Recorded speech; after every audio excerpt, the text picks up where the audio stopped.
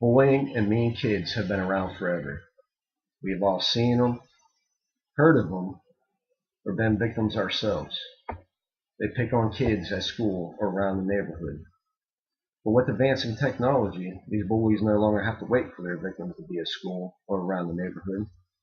They can bully or terrorize their victims 24 hours a day, 7 days a week, even in the privacy of their own home. What I'm here to inform you about today is cyberbullying. I'll be informing you on what cyberbullying is, the ways that these bullies go on picking on their victims, the effects of cyberbullying, not only the effects that it has on the victims, but also the effects that it could have on the bullies themselves, and how it could affect both of them the rest of their life, and preventing cyberbullying, some good information and tips on that, and reporting cyberbullying. Now these are just tips on both of those. Everybody will have to do it their own way, but these are some good steps. So what is cyberbullying? According to stopbullying.gov, cyberbullying is bullying that takes place using electronic technology. This includes computers, cell phones, electronic tablets, basically any way that your children can communicate with other people and open up that window for bullies to pick on them. It could be embarrassing emails or derogatory emails. It could also be embarrassing or derogatory posts on social media sites, or it could be racial, sexual, or violent in terms, threats of violence, anything they can do to put their victim down. Unlike regular bullying, cyberbullying can happen 24 hours a day, 7 days a week. No longer are children safe being in their own home and being able to access their social media sites or go on internet using their cell phones or any other media, because these bullies have access to them at all times. These messages that these bullies post can be posted anonymously, and they are hard to get rid of once they are posted.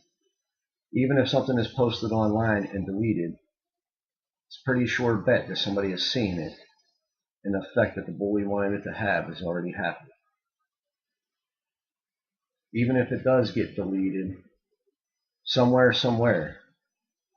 and somehow it is out there online, and somebody is going to use that to probably put your child down. The source of these messages, since they can be posted anonymously, are often hard to trace as well.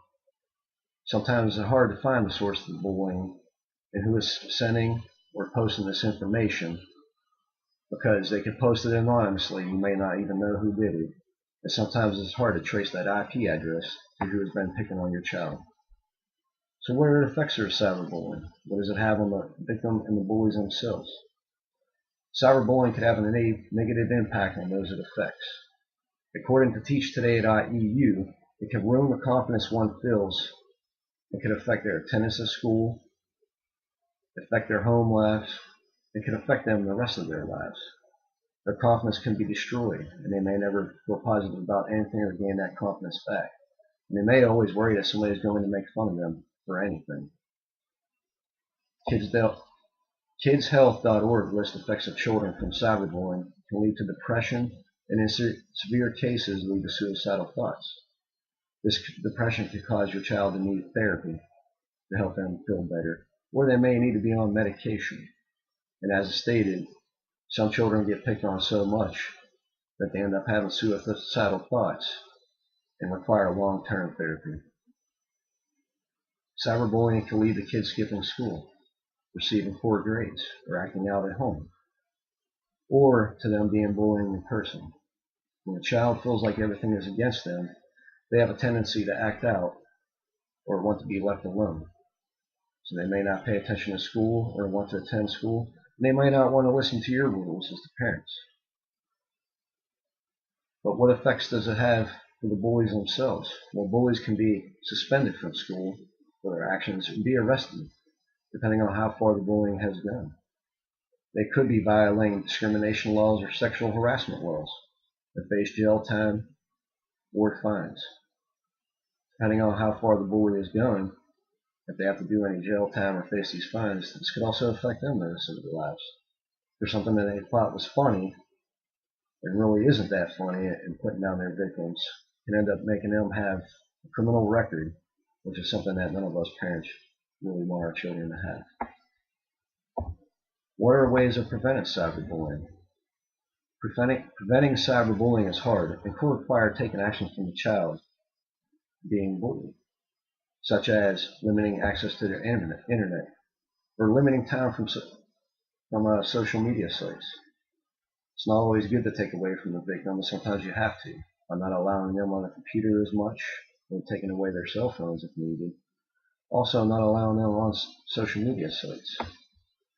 Cyberbullying.us has a good list of ways of preventing cyberbullying, such as protecting passwords, that way nobody has access. Log out of your account so that nobody has access. This way nobody is able to get onto your own sites and post information and state that you did it, or go on there and post in your personal profile embarrassing information for others to see.